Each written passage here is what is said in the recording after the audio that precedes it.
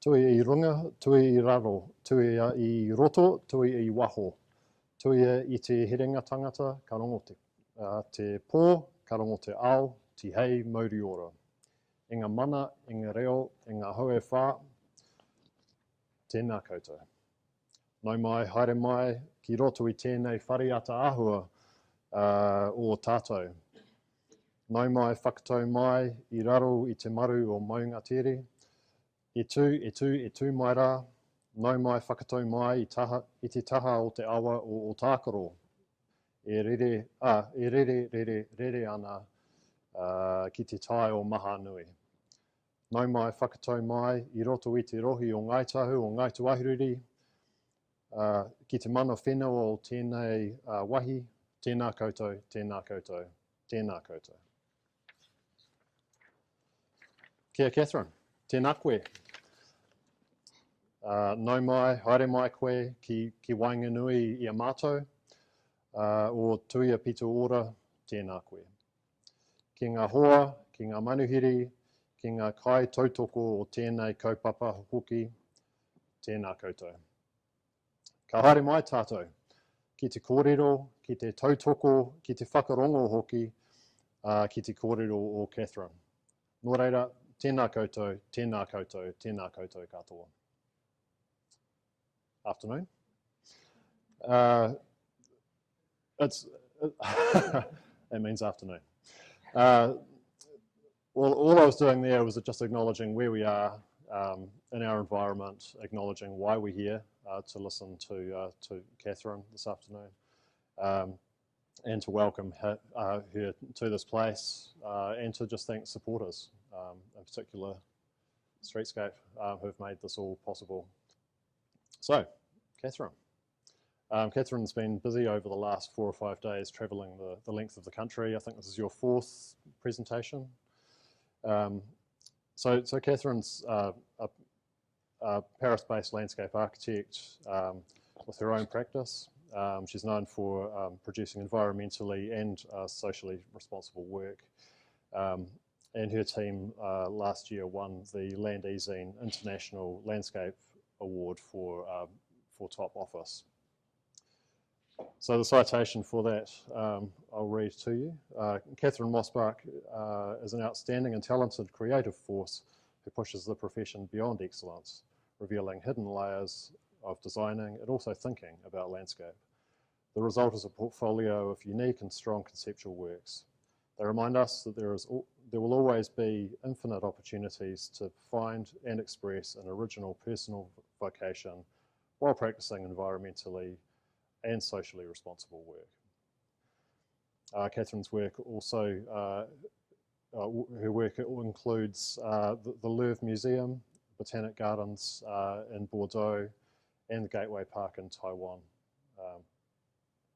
She's also the Aga Khan design critic in landscape architecture at the Harvard Graduate School of Design. So we're in fine company this afternoon. It's an honour to have you with us today. Thank you for coming. And just one more plug for our sponsors. So firstly to the School of Landscape Architecture for helping us be in this amazing venue this afternoon. And of course to Streetscape for making this whole speaker series possible. So without further ado, I'll hand you over to Catherine. Good afternoon. I'm very, very pleased to introduce landscape design here with you. For us, landscape design is a huge opportunity to interact between a large range of knowledge, between large scale and micro scale, between large span timeline and spontaneous timeline, between each other, just to know us better each other. So as knowledge becomes more deeper and deeper in our practice and in general, people are used to follow one line, just to protect one way to think and one way to produce.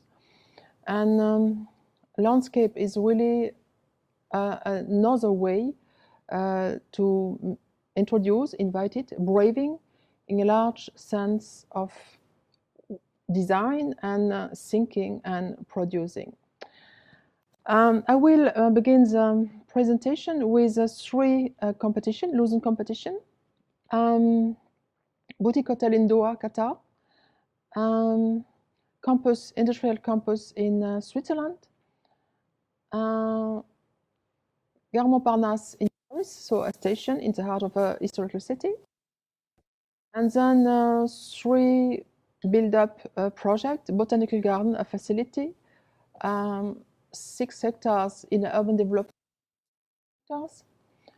Louvre-Lens, 25 hectares in an urban development or 4,000 hectares. So I will begin with the way life comes on Earth, and will conclude, so very, very large scale, planet scale, intergalactic scale, and close with cyanobacteria, means micro. As you are in a volcanic island, you know that much more as everyone, that everything is always moving. Nothing is definitively done, and everything is always under production. So we were lucky to make 2 competitions in Qatar, and with the first one with Rice and Lipka from New York, and the second one I will speak about with series architect from London. All the presentation, the interact, especially between architecture and landscape, because it's mainly used that for facilities or in general for development, architecture begins and then landscape comes after, just to make all around a nice picture, picturesque pictures. What is absolutely not the way we work. With Qatar, as landscape architect, I'm French girl, so it's far away, it's desert. In that country, it's not used that people live outdoor because it's desertic. So everyone go by cab, crossing, no public space, just traffic, and just night market. So we are supposed to introduce tools to invite people to come outdoor. And to understand why in that place of the planet it's desertic, and how to deal with desertic condition and public space, because landscape has always to do with public. We try to understand from where we are coming as a human, as life, as organic production. So let's begin at the very early. At the early beginning, outcrops, only outcrops of salt deposited in a closed sea, so means in that part of the Gaia. Only sign of life are cyanobacteria practicing photosynthesis. The continents were clustered in a supercontinent called Pangaea, while the ancestor of the Pacific Ocean, called Panthalassa, occupied half of the Earth's surface. Alan Nutman, your neighborhood from Wollongong University, Australian, found recently, a few years ago, in a metamorphic rocks in forming Ishua in Groenland conical limestone structure named stromatolith, built layer by cyanobacteria, means by life. Until now, it was thought that the metamorphic rocks, older means buried deep in the Earth's crust by tectonic movements, should have been affected by the pressure and temperature prevailing there for traces of life. They are still observable. If that hypothesis is validated, the emergences of life would be advanced from 220 million years, and all hopes are today to find life on Mars. The breakdown of Pangaea resulted in the formation of the Atlantic Ocean and fragmentation into land masses that moves against each other along various planes. The erosion of the new land masses promotes the formation of deserts, like in Qatar, and helps dry the interior basins, forming a dune landscape similar to the current look. Then you have continental drift, continental morphing until today, distortion of the African continental crust engaged a rifting with the opening of the Red Sea and Gulf of Aden, which led the formation of the Arabian Plate, with the result of collision of the Arabian Plate with Eurasia north, closing of the Strait of Hormuz, with emersion of Mussadam rise of Al-Haya Mountains. Immersion shallow water regions resulting web formation of significant limestone deposits. The Jebel Faya, the world's most ancient settlement yet discovered of anatomically modern humans outside of Africa, is formed, so also the mountains of Al-Haya means here in Qatar. Quaternary, the Persian Gulf is dry, Tigris and Euphrates River flows into these, create lakes that makes it an oasis and thus the wettest green and fertile area of Arabian Peninsula. So that was a long time ago. Today, because of the rising sea level due to the melting of the last glacial period, the Persian Gulf is floated.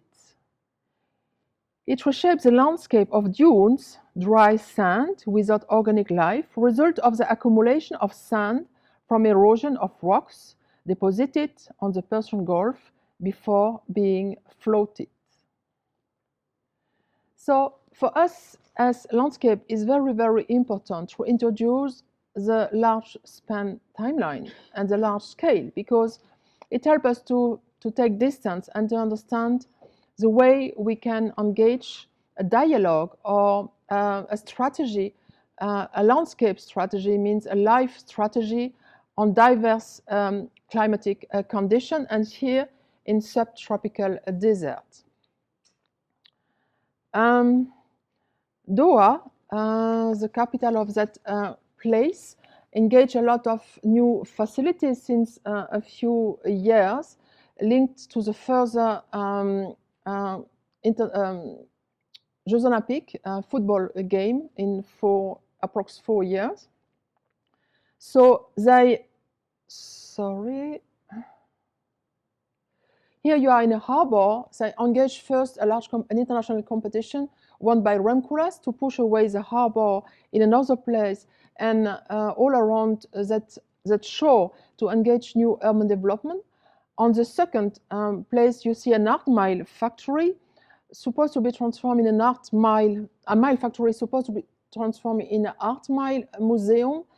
We do the competition with Rice and Lipka from New York, win by Elemental. And at the first place, you see a public park linked to the Museum of Pay, Muslim museum existing. In the very first, the Museum of Jean Nouvel, the National Museum of Qatar, delivered, and in the second, the further new contemporary center. So you can see there is a large renewable urban strategy to bring back or to engage a new kind of lifestyle in such kind of difficult outdoor condition. As landscaper, if it's not specifically a request, when we are invited by architects to introduce a territorial level, means a large scale level, we always try to understand how a facility, a cultural facility, can invest a larger development stage by stage. So here, the scale was a museum, approx 10 hectares park, and we try to invest on both east and west, stages by stages, to help the client to engage a global strategy and not only to focus on a very specific and unique design as just a monument, architecture as a monument, but design as a public urban strategy to bring together people and to engage development. We will specifically develop boutique hotel, means it's linked to to the further Art Mile Museum, finally probably not built up because of complex political relations with Saudi Arabia, done with series architect London. So the existing condition were an administration building, quite a static, kind of a Stalinian building.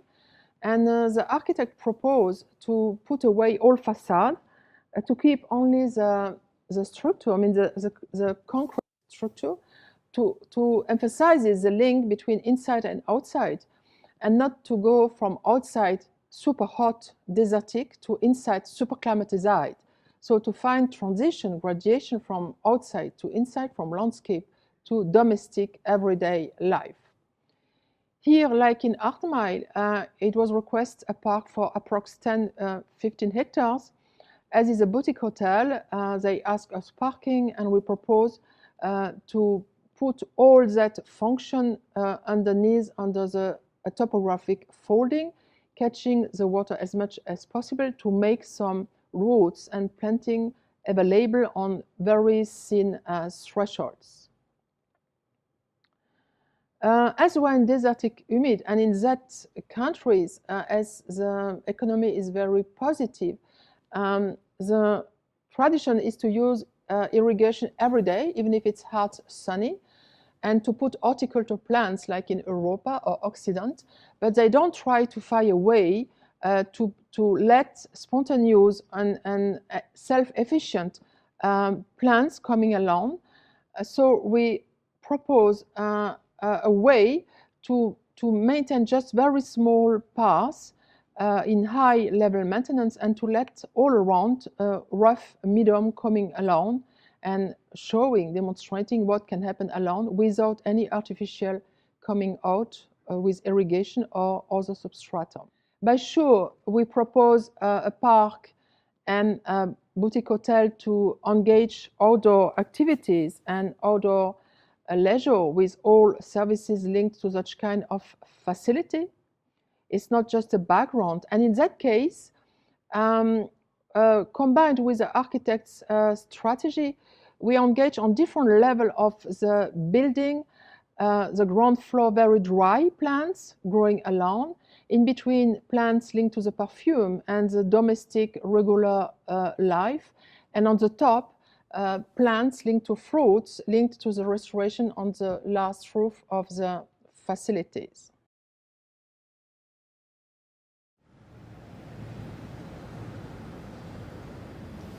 The location of Doha Boutique Hotel offers a unique opportunity to think differently about the relationship between interior and exterior. We are working with the climate of Doha to create a breathing architecture. Our design simply invites nature into the building through removing the existing glazing line to make a highly porous building. An alternative window system is set back from the facade and is operable from each room. Opening up the building allows one to experience the sculptural form of the existing structure from all sides. This is a radical type of conservation. Rather than maintaining the building in its original state, we propose to focus on the essence of the architecture and preserve it in a way that transforms it into a habitable vessel. The structure frames and filters 3 different types of landscape, each with its own qualities and roles. A flowing landscape under the building, a vertical landscape in its center, and a garden landscape amongst the rooms of each floor. We create an entirely smooth route from the surrounding city to the lobby without any stairs, so that one can arrive at a hotel in a completely natural and spontaneous walk. The building floats over this landscape, unmoored from the ground. The site acts as a key landmark in the promenade from Al Bida Park to the cultural waterfront of Doha. It embraces the mix of cultures and institutions present on Al Corniche.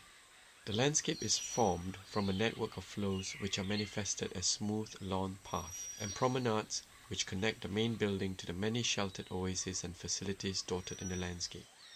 We remove any distractions from traffic that will be seen from primary viewpoints. All parking is placed in a valley, under a fold in the landscape completely out of sight. The facilities in the park evoke dreams and comforts, leisure and culture. The building's facade is transformed by way of a parade of thin glass fibers that embrace the structure in a subtle veil. At night, the fibers display, by direct monitoring, the rhythm of the planet in its course around the sun. This is more than a hotel. It is a cultural institute and retreat. It is a place for people to come together and step back from the world and immerse themselves in nature.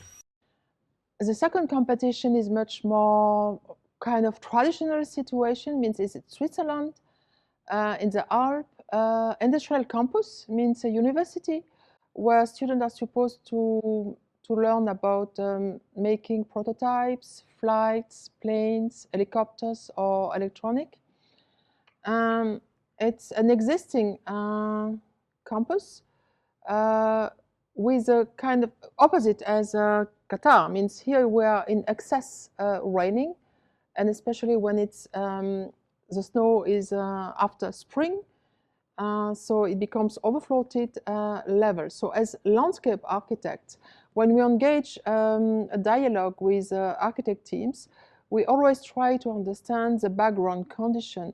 So what is not visible and what oriented as a way to take place in an area, and how you can play with the different parameter to make them positive and not dramatic like it happens many times.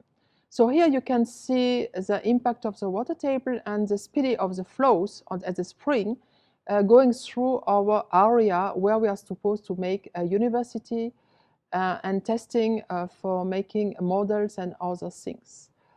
That's the existing building, so the new building is just here. In Switzerland, like in many places, when at the beginning of 20th century it was overfloated with drama, with housing demolished, they put all rivers in canals with hard benches, concrete benches. And no, they understand that is not the best way to manage what happened with different climate change. And they go back to much more smooth edges and another way, an alternative way to regulate it, the flows, just not only put in canalization and hard soil. So as landscape, we wanted to highlight all the different rhythms between low water and high water, low meadows and high meadows, and introduce all that rhythm in everyday life for our campus so that the students are always linked with the morphing of the domestic and regular landscape. We just try to use what happens in the months very spontaneously. In the months, you have dry paths, and when it's overflowing or runoff, the paths just become river. It's just basic. And we use that kind of tools and drawing inside the seven, I think it's approx 7 hectares area all around the building and going through the buildings to make different level of depths, because you need to canalize the water as much as you can. When it's low overflowing or high overflowing, you have different condition, and the most has to be just regular life to emphasize leisure when in between the course people are going out and met themselves, and when it's overflowing, it just becomes a river going through the main flows. You can see the other picture, so a very quite traditional building, and when it's overflowing, it just becomes a morphing on landscape and just emphasizing the scale of the gardens. We lose the competition not because of the gardens, because the whole structure of the building was suspended, and they were a little bit afraid to make the ground floor and different level free for experimentation, as they were not used to have that kind of structural solution.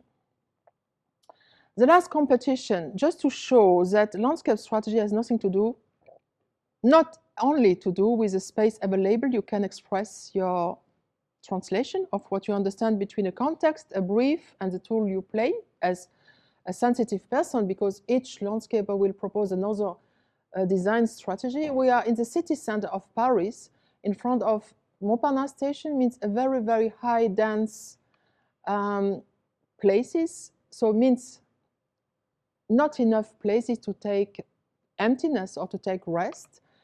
But linked to the other public plaza or gardens in Paris, it's approximately 12 hectares on the limit of the Middle Age historical center. On the threshold of the 19th century center, you can see in red all main plaza from Paris. On the left, Concorde. On the right, Nation. And the plaza of Montparnasse station is quite as important as all that historical plaza. But today, it's just a station, it's just traffic, it's just a shopping mall, it's just an office tower. So no place for inhabitant, for visitor to share something or just to take rest before taking a train or such kind of things. So the competition just recently loosened, was done with l'AUC Paris, Data France, and Office Belgian. And as landscape, so the latitude to propose something is very shy, but that doesn't mean it's not possible. So we try here kind of link between the resources of the large scale of the capital of Paris with Vincennes at the right and Boulogne at the left, to bring together all that resources and to propose a way to invite it and to make it possible the organic life between mineral and high dense uses in front of a station. Means with a gradation between 100% mineral and 100% vegetal, and try to find tools to engage a large urban plaza from facade to facade, dissolving the traffic roads only linked to moving from one point to another, but not used to make encounter between different kind of tradition, different kind of uses, and different kind of population. Here, like in Doha, in Qatar, so you have a large shopping mall in many, approx 7 or 8 level of underground and overground. So it's a building, it's not just a public space. And the architect put away all the facade, keep the concrete structure, and with that hypothesis of evolution, we use the rhythm and the dimension of the concrete structure of the building to propose gradation between 100% mineral and 100% vegetal by playing with a recess joint between porous and not porous. Just by doing that, you can engage, just with that hypothesis, a large range of porous area, engaging organic process and engaging plants, herbaceous, and higher plants like trees.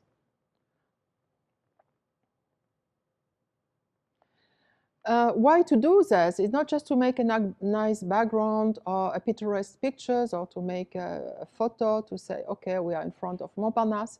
It's by sure to engage uses and alternative uses, and not only busy uses going from one point to another, or just using just one monofunctional practice in one place. Because public space, by definition, has something to do with polyvalent uses and not only one main function. Means when an area is a traffic for cars, you can only go from one point to another. When it's named an encounter zone, means a public plaza, you can have a music theater, you can have a discotheque, you can have a lot of things when it's just not a traffic. What for landscape is the main function is to open the uses on many possibilities we don't know today. Because it's not private, it's public. And public is by definition shared for many inhabitants and users we don't know at one time. I don't go in detail, but that's the existing condition with the trees. We are able to add approx 200 new trees.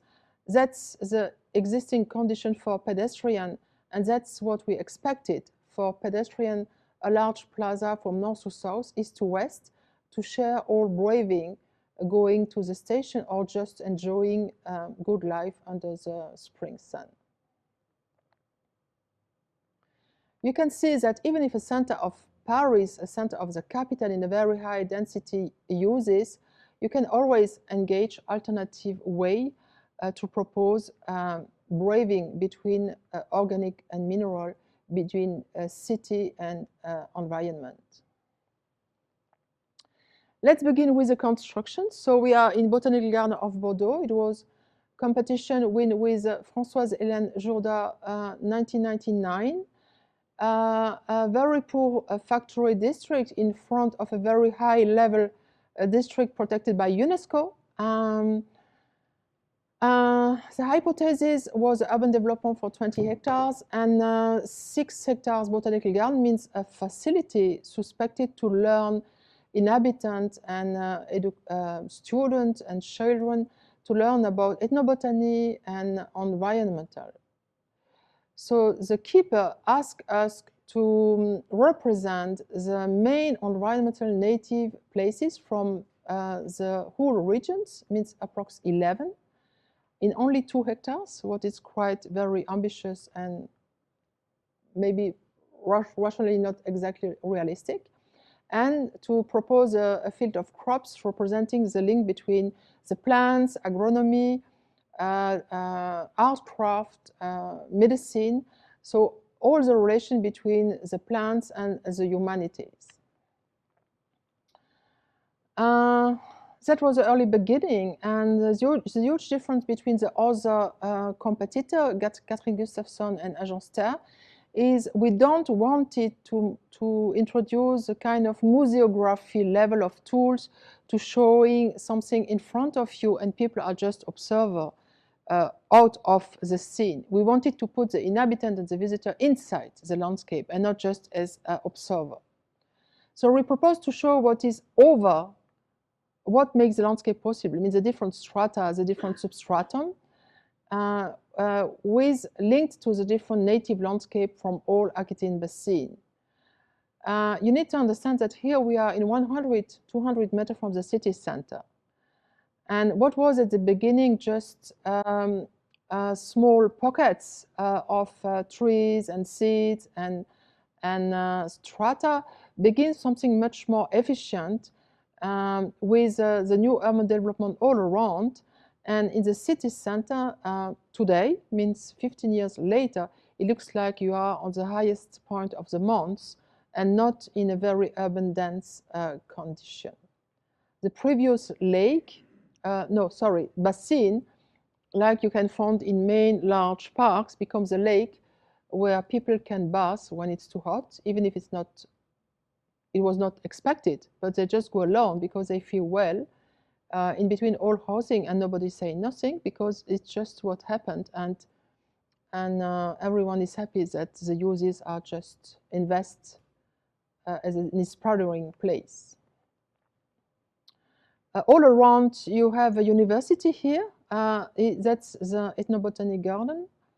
At the early beginning, open for all kind of user today, and it works absolutely efficiently with the schools coming here very spontaneously, but not only the schools, even the students, the teenagers learning in the university nearby. In between each course, they come here, take rest, have fun, what is quite, for me, unusual for teenagers because they're not used to go just in a square or in a park to encounter. Not only for the people, for the wild animals too come here to just to have food, good food, because it happens alone, breed with the seeds. The third project is Louvre-Lens. Takes place on a mine pit, means on a region where the coal was the main resources and economic resources. It was expected for to create a new Louvre museum in a region where there's economical problem, with a hypothesis that cultural facility can invest and engage an urban development, and in that case, for 4,000 hectares, a new urban development, because the coal economy stopped for 30 years ago, and the whole inhabitant of the whole country work in that factory. So when the production stop, all people lose the work. So the state, the region need to find a new alternative way to bring people back to just life, regular life, with production and contact with other people.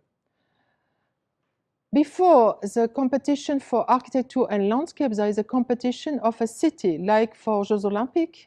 Means many cities propose places, propose programs, and the jury of that competition choose that place because it was the only city who proposed an area where building, landscape, and urban development can have the same level. So it's not only just a fashioning a design from a very well-known architects.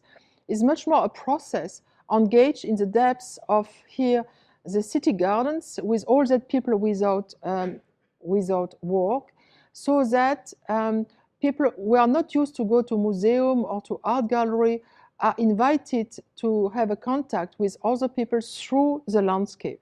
So landscape is really here the tool to make a connection between a kind of large inhabitants with inhabitants that are not used to cross, and especially with pieces of art are never supposed to visit because they have no money to pay any access of any gallery. That's the reason with Sana we win the competition, because we were the only team who proposed architecture and landscape on the same level of design. You can see that is an industrial plot, means only with track from east to west, from station to harbor to sell the coal, the product. And so not very enthusiastic for designer. And the only way as landscape I found to invest the limit is to use the main entrance north, south, east, west. So it means not back and ground before and after, but always a traveling coming from the station through the threshold of the park, through the lobby of the museum, to the gallery, to the piece of art, back to the landscape, back to the city or to your country. Means here, like usually is used, a building is not a monument, a building is just a tool. Building landscape is just a tool to going through one position to another, to going through different stages of knowledge, different stages of sensibility, and different stages of discovering your own perception of what is outside. Before electricity, what was not able to be sold because not good quality of economy was deposited horizontal. So means you have always approx 4 meter rough material, not evaluable is economy. And they ask us to make fences to protect the piece of art of Louvre because they are very expensive. And landscape don't like fences because it divided outside with inside, it divided inhabitant with facility. We propose to use the thickness of that deposit to make earthwork open to life, colonization of plants, so that in the further, not at the beginning, it becomes just a threshold of landscape and not a fence dividing outside with inside. You can see that the drawing are like in Doha, very nearby mixed between the architecture tools and the inside, outside, and the landscape tools, traveling from east to west and never stop in front of something supposed to be stable or supposed to be finished or supposed to be the end of something or the beginning of something. You are always in between different timelines and in between different stages, in between different seasons, in between different knowledge. What, for me, is the best tools to engage a landscape strategy. You can see here that behind you have the silt coming from the cut and fill from the basement of the building, because under the building you have as much area as over the building, and we use that material, never seen the air, the light, and the humidity, to transform that material on the famous fence, the earth fence. At the opening 2012, some months after, you can see the same cyanobacteria as the early ages of Gaia, so the introducing of life on Earth, doing the job, transforming the light, the photon, the humidity, and the earth available to something vegetable and life process. Just basic, done since previous ages and always working so that you can breathe fresh air and live comfortably on the earth. The work of the catching the water is very important because we wanted with the architects that the facility floats in some emptiness, means a clearing all around the threshold of the trees. We wanted maximum vegetal, something abstract, poetic, but as you can imagine, in north of France it's raining a lot, so the visitors could not go to the galleries visiting the piece of art with humidity on the shoes because it makes dangerous for the piece of art. So the only way as landscaper I found to mix vegetal and mineral is to work with the recessed joint of the concrete area with more or less thick, 2 centimeter, 20 centimeter. So the spontaneous life with mixing, breathing seed is coming along, bring by the birds, by the airs, and by the wind, and just making the job to engage the thickness and of the substratum by doing nothing, just letting do. And sharing by show, not demolishing. That project is really, really sparse. To have on 25 hectares such kind of unique concept, both for architecture and landscape. At the beginning of the competition, 2005, the Japanese architect proposed much more kind of building as a jewel, so something floating in the midst of a clearing, and linked to the way I propose to translate the dynamic, the traveling dynamic, the link to the large territory with the mine pits. They change the building with something much more delicate, not as a monument, but as a tool to reflect landscape on a large scale, and not just some static design. So they changed 2 weeks before the submission, and we win before of that braving. Landscape is not only linked to spring, summer, so it means something very shiny, very proper.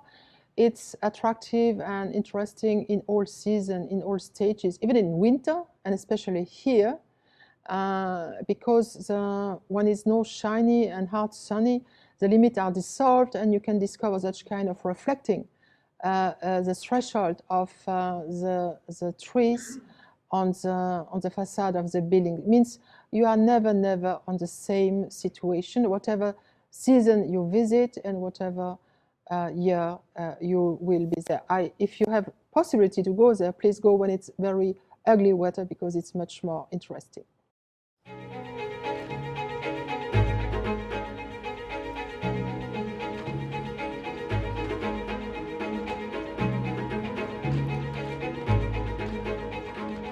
Le décor est planté, si l'on peut dire, et les chemins sont tracés. Contrairement au musée Guggenheim de Bilbao, le Louvre-Lens n'est pas érigé au centre de la ville. D'ailleurs, il ne s'érige pas, il se déploie. Il dépose sur la terre ses dominos de verre et de métal plats, ne créant aucun effet de surplomb. Le bâtiment ne prétend pas reconfigurer la ville autour de lui. Par des chemins qui partent de la gare, il attire à lui dans une promenade, à la découverte du paysage. Il faut s'éloigner de la densité urbaine pour approcher une autre densité, celle de l'art et de son histoire, plusieurs fois millénaire. Dans le ciel, le temps maintenant s'accélère, poussant le jour vers une nuit de fête. Les formes dans le ciel de nuit ont laissé la place au matin à d'autres formes inscrites sur le sol. On découvre les dessins du jardin.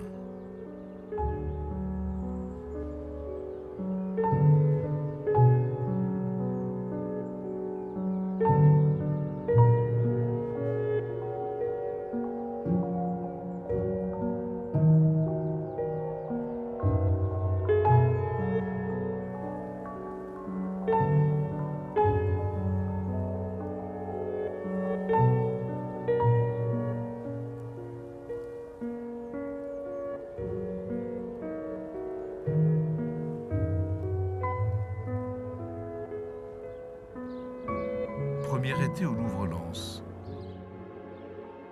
Les couleurs du jardin ont commencé à en remplir le dessin.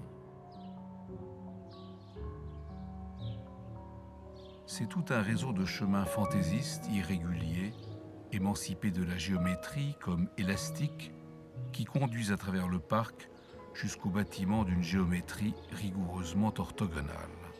Le bâti et le planté jouent l'un avec l'autre et s'amusent de leurs différences.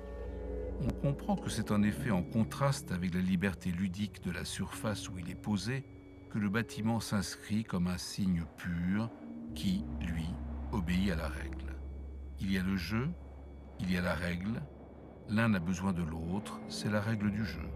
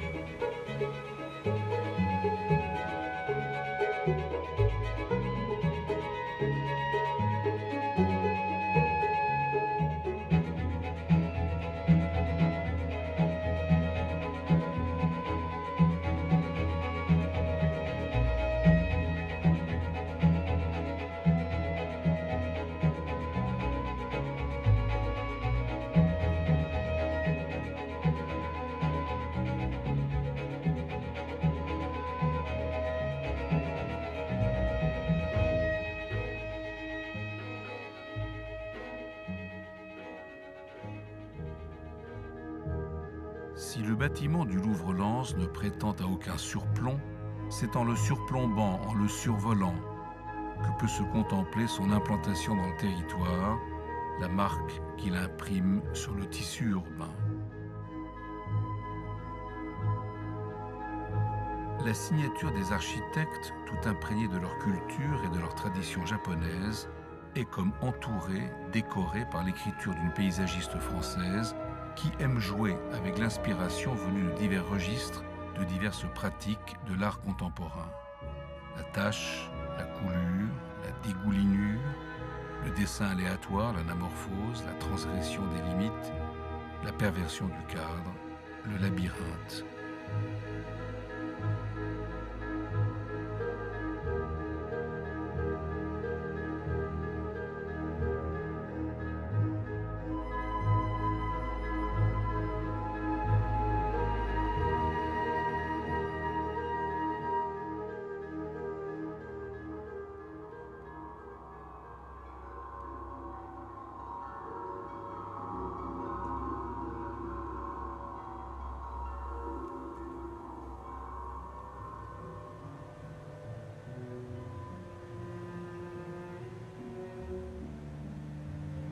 En prenant un peu de distance par rapport au lieu de présentation des grands chefs-d'œuvre du passé, comme par modestie, dans cette extrémité du site en lisière avec le retour à la nature, le parc devient parc de sculpture in situ, ou plutôt une œuvre contemporaine du land art.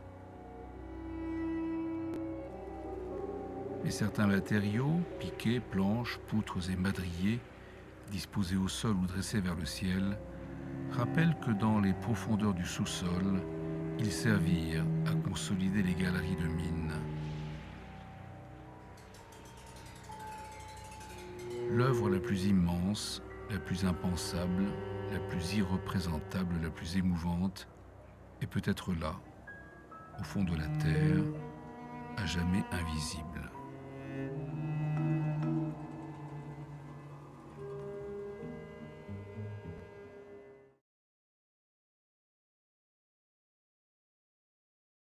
The last project, Taiwan, volcanic island like your land. tropical humid, so opposite as Qatar. It was an airport on the north of Taichung. 70 hectares park to engage at the first level 250 hectares urban development designed by Stanalan and American urbanists, but much more larger 900 hectares urban development for a city center, which is absolutely great, maybe current in China, not as current in an island.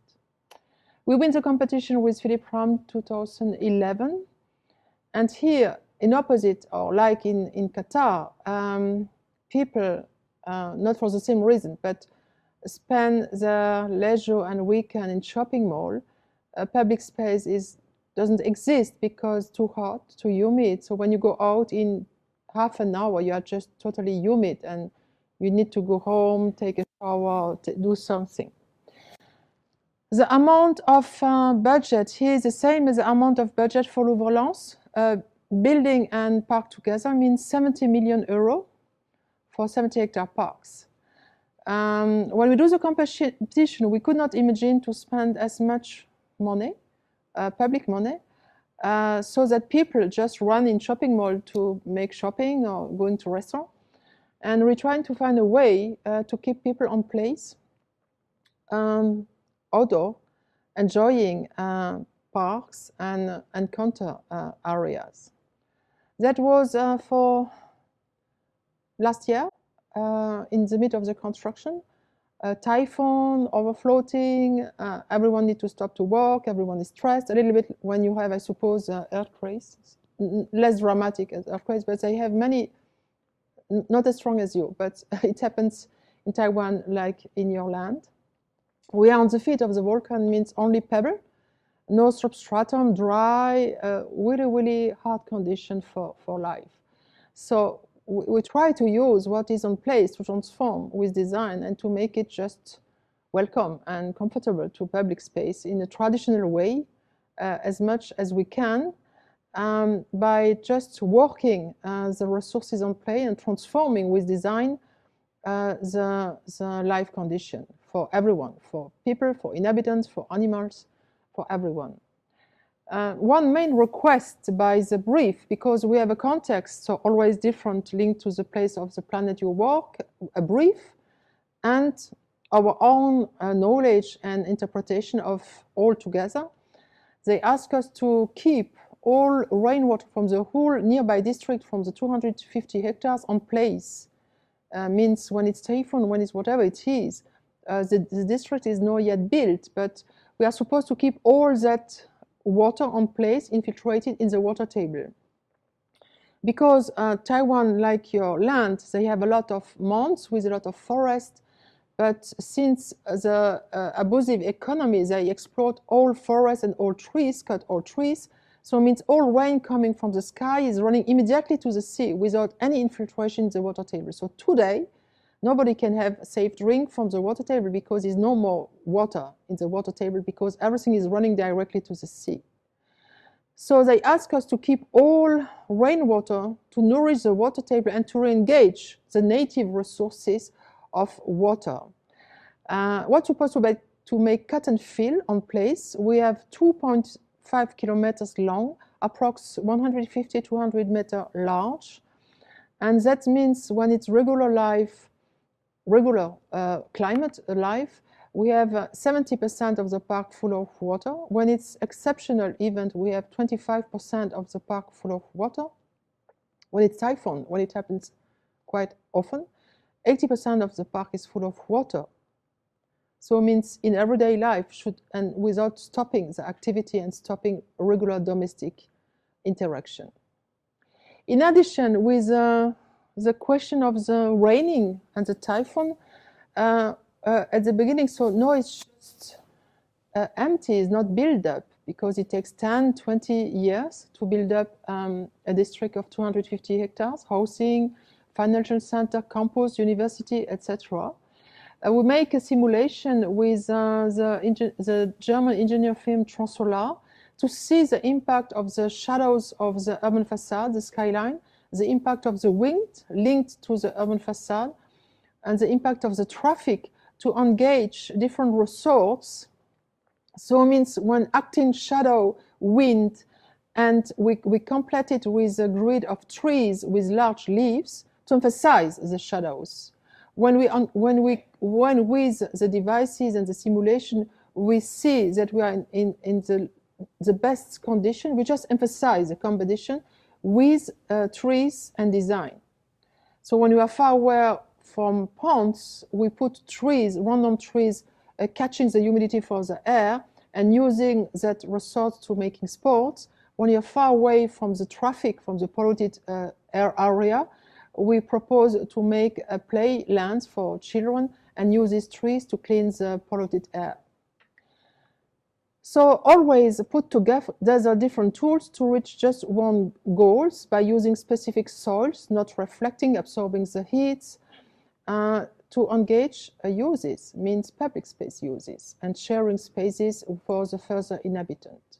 So by sure here, like everywhere, they ask mainly porous area, mainly vegetation. We were very lucky to have more than 1,500 existing trees, ficus. We can transplant it and use it on the place. We try to engage rhythm of the season. I don't know here in that country, but in Taiwan there is no season. It's always eagle average, 6 p.m. night, and the rhythm of the vegetation is quite very shy. So the contrast is absolutely limited. So we try with the different species of trees to engage a little bit more contrasted. As you might imagine, like in all places of the planet, the developers, the politics, they want always a final point. Please show me the picture what we will have so we can be happy to share with the inhabitant, etc. But landscape has nothing to do with a picturesque landscape, with a picturesque picture, with a picturesque painting like in England. It's always to do with production and transforming. And we try to make them understandable and visible that all stages are valuable. From all stages, you learn something. And the previous stages is always forgiven because you will never see the same things. And here more than everywhere, because tropical humidity is a huge production, it changes regularly. So what we have today, we see maybe a little bit the soil. Tomorrow you will have a wide forest and you will see nothing else, just a forest, a canopy. So we use just a traditional way to learn landscape in China because China was really efficient in the link between the inhabitant and the culture with a large landscape, to convince them that what they have today has to be shared today because tomorrow they will have something totally differently. That's today. So here we are really in a large scale, quite sparse, especially for Occidental landscape, but maybe not as sparse for Chinese landscape, but for us, such kind of commission is quite sparse. Many kilometers of paths, 220,000 shrubs, etc. That's today and that's tomorrow, means 10, 20 years. Kind of similar situation as you, because you need to build up for other reasons, but means that even we use very generous tools and a large volume of everything linked to the urban development, we will have maybe 20, 30, 40, 100 meters high. The scale will be totally different. To do that, so landscape, it's not just making nice views. We need to draw square meter by square meter all parameters. Means the plants, the phytoremediation. Phytoremediation means the plants cleaning the wastewater coming from the streets nearby. The soil, the porosity of the soil to catch the water, to nourish the water table. Means all that on 70 hectares, companies are not used to deal with such kind of level of design. It was said very recently that nobody can read the drawings. They do what they can, but okay. It's quite respectful, as you can see. One places, we delivered definitively the park in 2 or 3 months with an opening after spring, and we are quite happy with the result. So one more, not linked just to communication, branding, because they need to present all the results to the developer to engage the urban development. So I mean to sell the plan, the lands, and to engage the further stages, and we always try to show the different stages because they will never see the same. And when the trees are young, you have not the same uses, and when the trees have a large canopy, generous canopy. So we like to record the construction stages because you understand how you can reach a result with the different ingredients you put together. So it's just not the finishing, it's what you put under the soil makes some plants resorts possible or not possible. So it's a global system. It just is not just the result what you see, is what you don't see will make a life possible on long span timeline. Then in landscape, maybe more than in architecture, even if it's come back to architecture, one design solution has not to be just one function. For example, cut and fill has to be equilibrated. We propose 5 large bridges and tunnels, not because we want to make bridges and tunnels, but we need to equilibrate it, cut and fill. And the second is to go from north to south without crossing traffic. So one piece like that is 2 hectares. 2 hectares is similar as an environmental gallery in Bordeaux. But that means is not only to go from north to south, animals and human out of traffic. On the same time, it engage a shelter, means a public space under which you can have a large range of opportunity to make event, discotheque or dance floor or music theater or whatever with a reflection, but especially where you are out of sun and you feel spontaneously fresh because you are under a large shelter, like when you go in a church, you feel the difference between outside and inside, just by proposing a large bridge, but designed like an urban space, not like a technical bridge. Quickly going through the fabric of landscape, as I said, you can see that many different kind of material bringing together to engage the 3 resorts. Spontaneous appropriation, so we are on the traffic roads under the shelter of Northern Lunch and just very easily transforming on a theater. We reach our goal when different kind of inhabitants or population just play with our design by knowing nothing about design, architecture, and fashioning.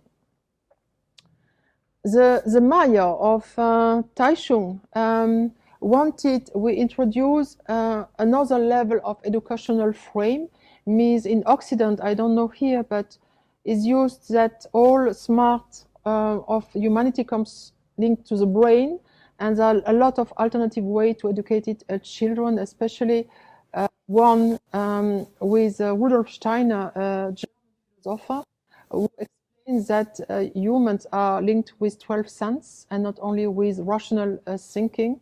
And the mayor asked us to engage 11 facilities linked to that 12 sense to learn people to play together, to live together, and to encounter.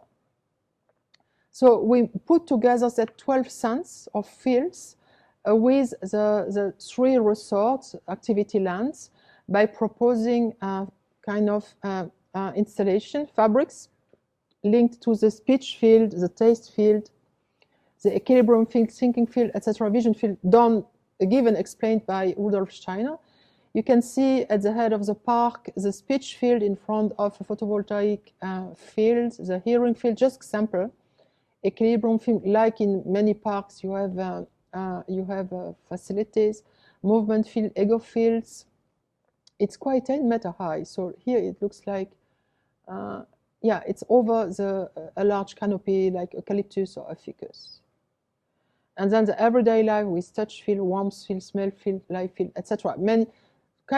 A way to introduce kiosk to take rest, because you take minimum 2 or 3 hours to go from north to south. So nobody will go on one way from north to south because you need many days to discover the whole system.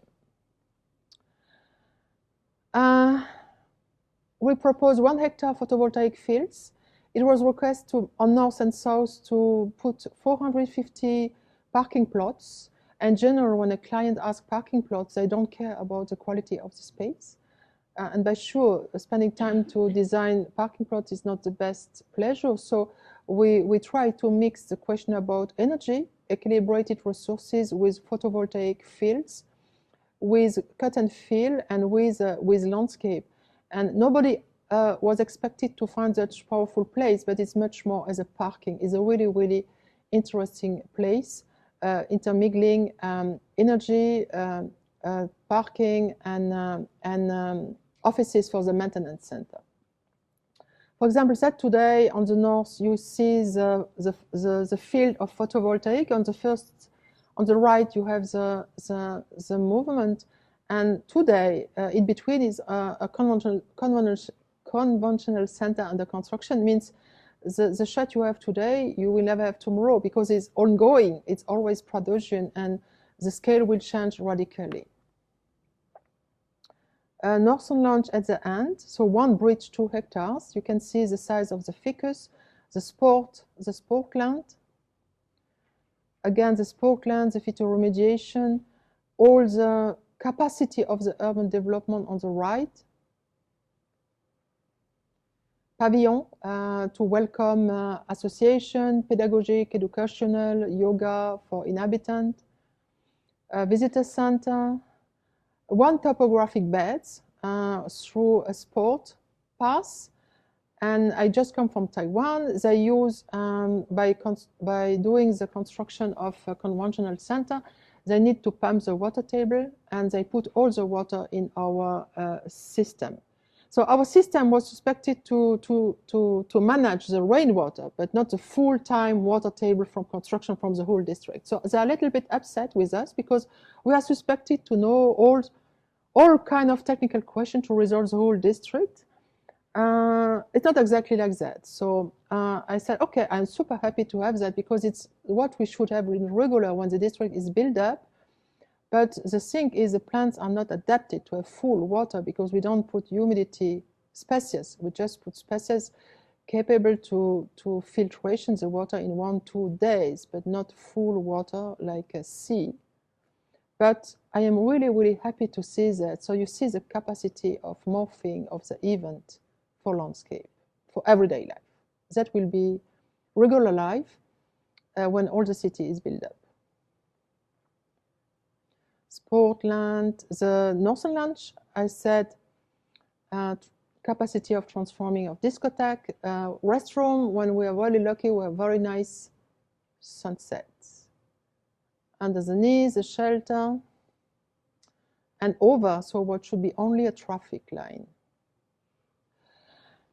Just to open the discussion before the last video with the micro, back to the micro after the macro.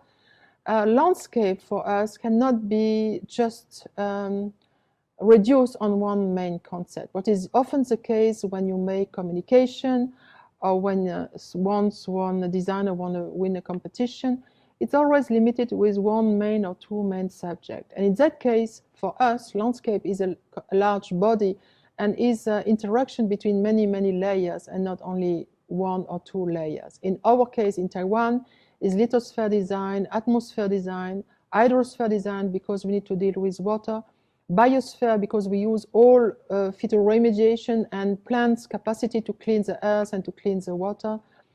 The woods, because the woods, more than 10,000 trees, will be able to introduce a new canopy for safe air for the whole city. We do parks for people, for inhabitants, not only for the birds and for the worms, so playland, leisureland, sportland. We propose a place of the facilities with, on the northwest, the cultural center with Sana. They do a competition. It was not my request to ask Sana to come back to Taiwan. And the Taiwan Tower on the east means the landscape becomes the bed to welcome other facilities. In that case, in Louvre, it was on the same level. In that case, it welcomes other facilities. The pass. Then I just finish with, if I arrive to put it works, no. an insight landscape in Triennale Milano, but no, actually, I need to go out to show that live production is not necessarily only outdoor, but can be on the same time. We can develop later that experience in Triennale de Milano inside to show the production of bacteria. So we are all around with a mass of bacteria. If not, you cannot breathe, you cannot live, you just die. But we don't see it. But in fact, they do a good job. And in that exhibit in Milano, we wanted to show the result of that work. And it's linked to the experience of Louvre-Lens. هل أنت ورقة أم سارة؟ أنا حيران. Attento a farla bene, tutto è prezioso. 내가 본 것을 숨기지 마라. Cos'è questa montagna di muscoli che mi schiaccia? 雲は待ってくれないよ。ターボエンジンだから。 Suis la tige, elle t'emmène à la fleur. Achtung zur Seite, die Pflanzenmilch strömt.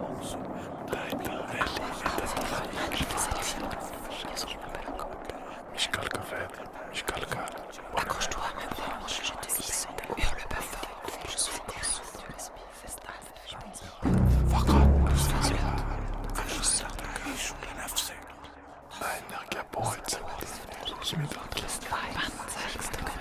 Marche, du atmest für dich.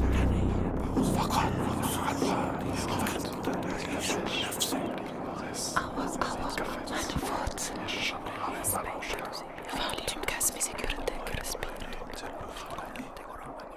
Hurle pas fort, je suis gosse. Das sind alle die Aua, meine Wurzel. Accroche-toi à ma branche, je te hisse.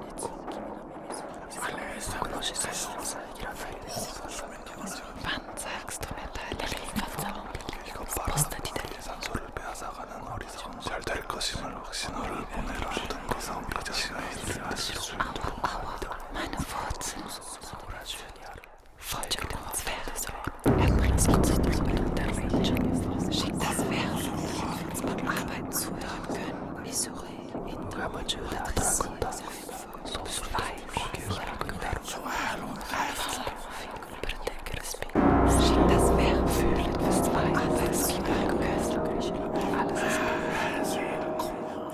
Ça bouge fort. Spostati da lì. 잘될 것임을 확신하라. 모든 것은 가치가 있어. Lavora all'estremo di te stesso. Pose-toi de la far respirare que je senti. 소리치지 마라. 완전히 흘러버릴까. Guarda davanti a te. Il ramo della vista. Ça bouge fort. Viens voir qui Der Ast hat dich gesehen. Tu me casses mes aiguilles. Achtung zur Seite. Die Pflanzenmilch strömt. Nascondere la vista che mi guarda. Fa quello c'è insieme.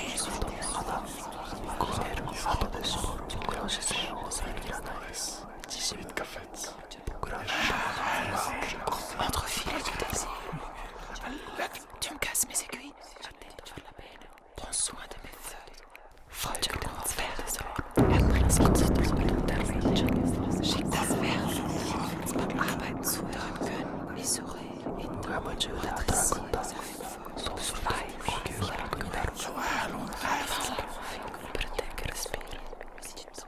Forza, forza. Il sole sta arrivando.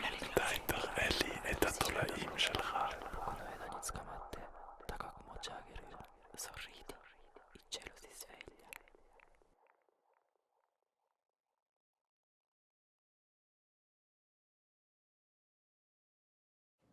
Thank you.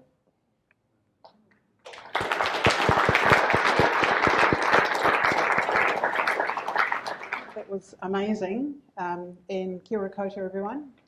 Good afternoon. You've taken us on an incredible journey from the micro to the macro.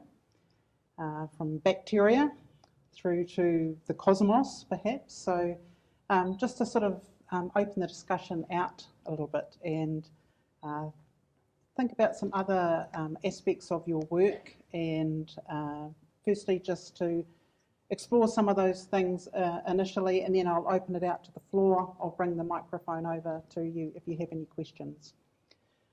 I suppose one of the things that really struck me in looking at the complexity of your work and the diversity of it, I wondered if you could tell us a little bit about the logistics of how you work, the way that you organise your firm, your offices. We talked a little bit before about how you work with other practices and don't tend to have, for example, ecologists in your practice. But could you talk a little bit about the way that those vast projects are organised in terms of the design process?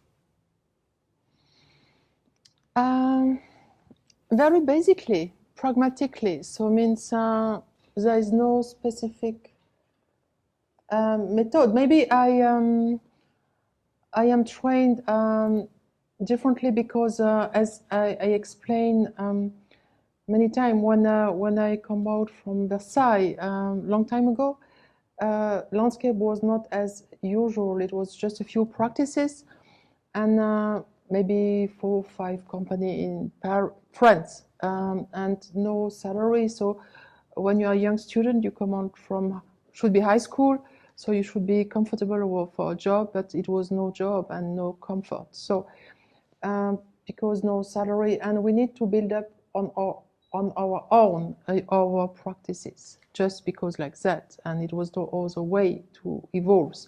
So to be not as stressful as Versailles was a really, really great experience with Michel Courageux, Jacques Simon, and other people.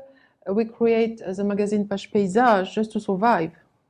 Because when you are a student, you learn a lot, you are very lucky, you met a lot of smart people, intelligent people, and when you come out in the real world, you are just afraid like emptiness with nothing, because nobody waits you and asks you a question. So the only way to survive a little bit as young professional, we create Page Paysage as a magazine to bring together all different kind of knowledge, just to input a kind of shared knowledge about landscape with all kind of people, means with clients, with nursery, with companies, with philosophers, geographers, artists, architects, biologists, botanists, etc. So we try to do that, and I don't want to be critics or journalists. I want to do my practice. So at the same level, I had small commission and do small projects to learn, just to build up. I try to learn with my professor, and doing that, magazines and small projects through 10, 12 years, you met a large range of people, smart people.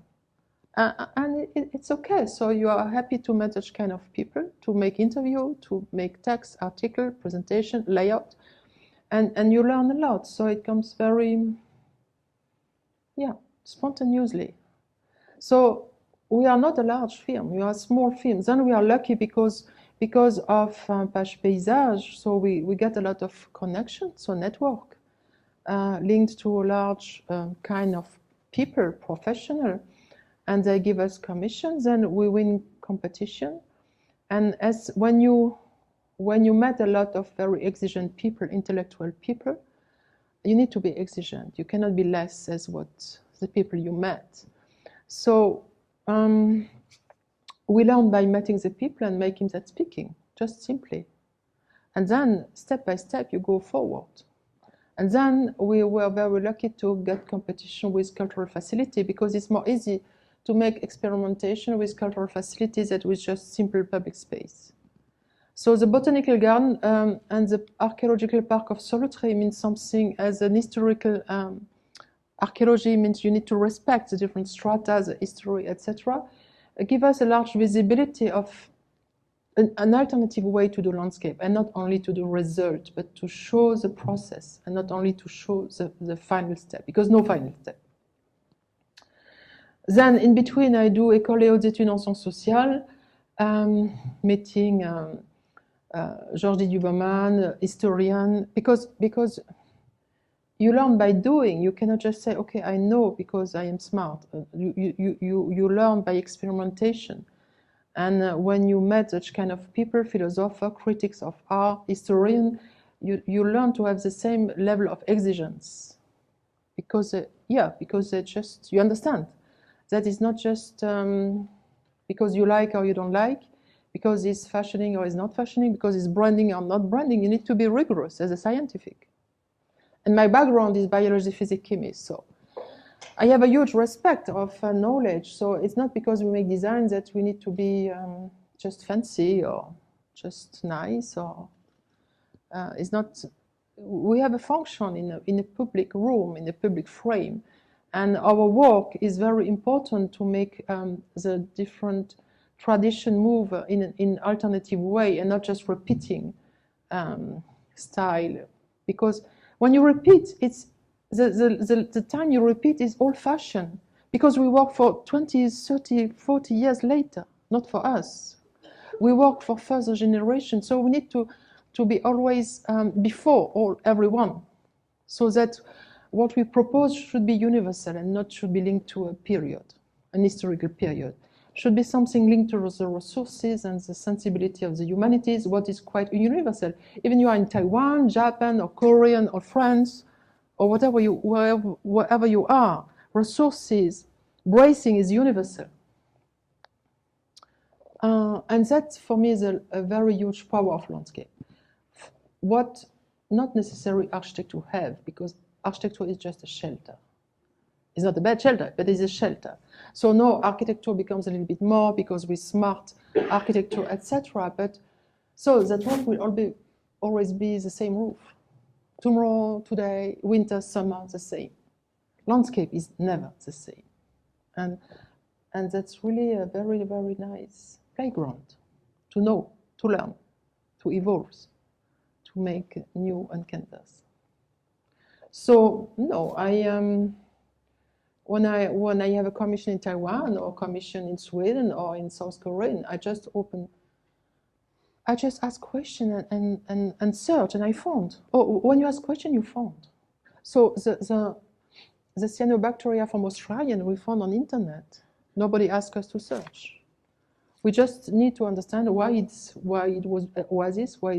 how it works, because it's difficult to propose landscape in a desert, no? So you need to have some good reason, or you need to understand something. If not, you cannot just make a sculpture, or it's not interesting. So just ask and go forward. So not need. It's not as difficult. Just to need to be curious. I don't know. For me, it's just no more. Thank you for that. Just following up on some of the points that you made there in terms of designing for future generations and designing over time and thinking about into the sort of the future. One of the theories that's been quite popular recently is the whole idea of indeterminate design, open-ended design, so that you allow nature to really take its course a lot more than perhaps in the past. And I just wondered if you have a perspective on that in terms of your designing, what the balance is between maybe precision in terms of design, something that's quite tight, as opposed to something that's very loose and about process. Because some of the debate over that approach has been how loose can you make it and it still is design? What is the role of design in that context? Yeah, that's a very important question, because some people think, okay, just let do, because nature is very good and nothing necessary and humanity is bad. But design is a translation. It's like a language. So you know, there's many languages in the world, and even you have a very good translator. A translator is a translation. So for me, design is a translation.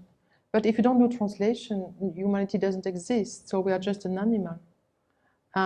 So means that's a thin a filter between a spontaneous system out of your decision and your translation, so means your point of view, your sensibility. When I say your, is an individual or a group or a tradition or language. And that's what is interesting in between us, because if we don't do nothing, so we don't need to meet together, we just live like animals, worms or birds, or design is culture. Then is a subtle way, but that's in all kind of arts, means movie makers same, painters same. It's a way you find a subtle link between what you input and what you get back, or what you let open. Is a dialogue, is an open dialogue, is like everything. And is a way you translate what you feel and what you understand as knowledge and as sensibility, as impact. So if two people speak together, if just one speak, it's not a dialogue. So it's a filtration between what is outside of your power and what is inside your capacity of making links. And I think culture, culture is a gift, no? I think. Thanks. I'll just ask one more question now and just see if anyone else has some questions. Christchurch City Council has recently declared a climate emergency, along with a number of other places around the world. And we've been watching on the internet places like Paris experiencing 43 degrees and sweltering and heat waves and so on. So there's sort of a question about what landscape architecture can do in terms of climate change. And you mentioned in some of your projects things like the use of the photovoltaic cells and so on. And it'd be interesting to hear if you have any other, especially with your scientific background, any other thoughts about some maybe more major changes that we can help make towards mitigating climate change or responding to it in ethical ways? Yeah, that's a huge discussion. We cannot make a short abstract because I don't speak about Taiwan. I can explain a little bit.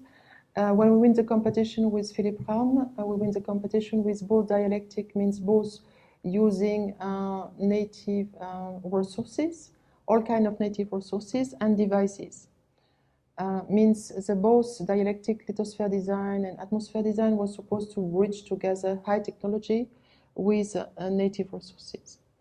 And Philip Raum is much more a conceptual person, much more, he's an architect, but he's much more linked to experimental design, much more linked in design, means object, even if it's a smart object. Then he proposed a large range of devices, reducing heat, reducing humidity, and reducing pollution. But finally,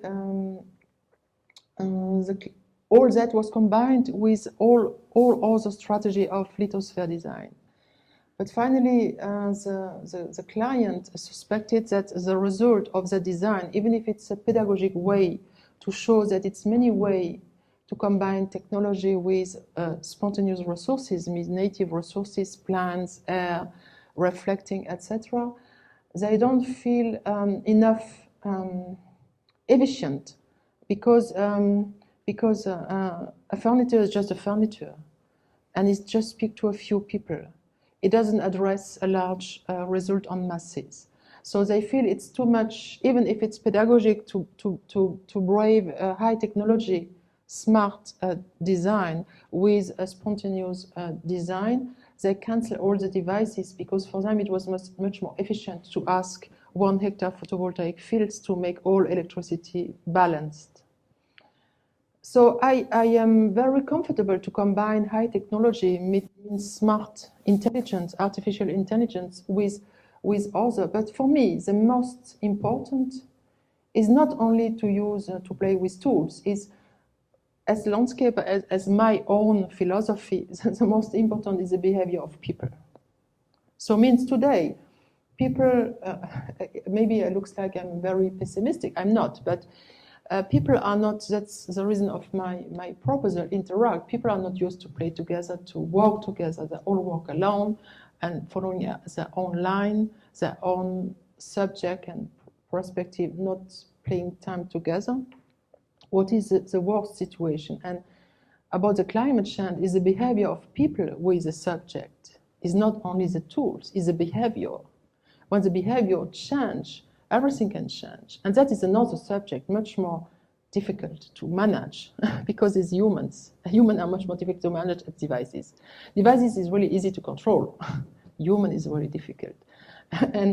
And democracy is linked to such behavior. If not, there's no democracy. And the way to live together in public spaces, in landscape, to understand life, to share resources, is the most important for climate change, much more than using devices. But that's my opinion.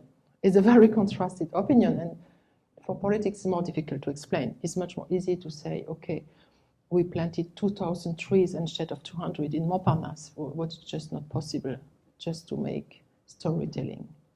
And I think what is a huge change today, a political change in France, I don't know in your country, and it's quite enthusiastic that people don't wait. And you have the philosopher Bruno Latour, who explained very kindly that people organize horizontal. They don't wait for everything from politics.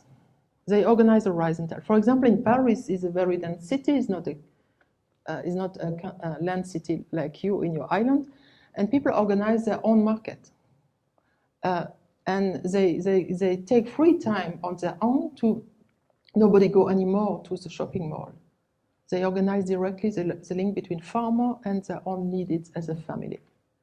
So it means today the network, the social network, and the intelligence and the way to understand the global surviving problem in the earth makes people, population, inhabitants organize in between without waiting result of the politics. What is interesting is a kind of, sorry, maybe I will shock, is a kind of alternative revolution like the French Revolution, linked to the previous royal statement. But in fact, that's the reality, sharing resources between the most amount of people is most important as climate change, because as I showed at the beginning, the Earth and the planets are changing without us. They don't care about us. They don't wait on us. We are all. I'm just discovering a very famous astrologist in France, Michel Cassé, and we are all going to be stars. We are just a small nothing, mosquito in the whole system. So they don't wait the climate change anyway. We have just bad behavior, and we need to change our behavior. Even everything will change, and we're all going stones, and it's just a cycle. Nobody asks us. Anyway, so it's just what it is, and we are happy to discover a lot of nice things. But the most difficult is the organization between the people and the knowledge and the respect of the resources, what is very difficult for politics to explain and to share and to, and linked to the global, like everywhere. The industry and the production and the money maker, etc. But I think the population are really trustful to the inhabitants to understand and to try to independently of politics and to organize differently the sharing resources. And as landscaper, we can bring really. I explain, and I will stop. When I was in New York, and south of New York, linked to the request of the mayor, linked to the pedagogic way for the children. In New York, the children, the playground are behind fences, on the limit of the river.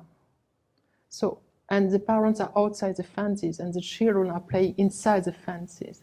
You can imagine for small childhood, the relation with other people inside the fence.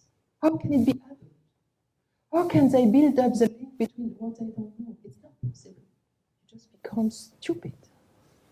So the way you authorize or you don't authorize behavior in public space engage the further humanities. So in that case, our function as landscape is absolutely important in public space. And the way you accept what you don't know, that it's not a shame, not knowing nothing, it's just normal life. What's the problem? Not know nothing. What's the problem? Have contact with people you don't know, play with people you don't know. So I think our job and our way to engage the dialectic into that is absolutely a responsibility linked to the society. Not only, yeah, sure, it's better to be subtle and sensitive and nice. Yeah, sure. Nobody want to play in a bad situation. So I think we should push that and show that it's not only these devices or decisions is a way to live together.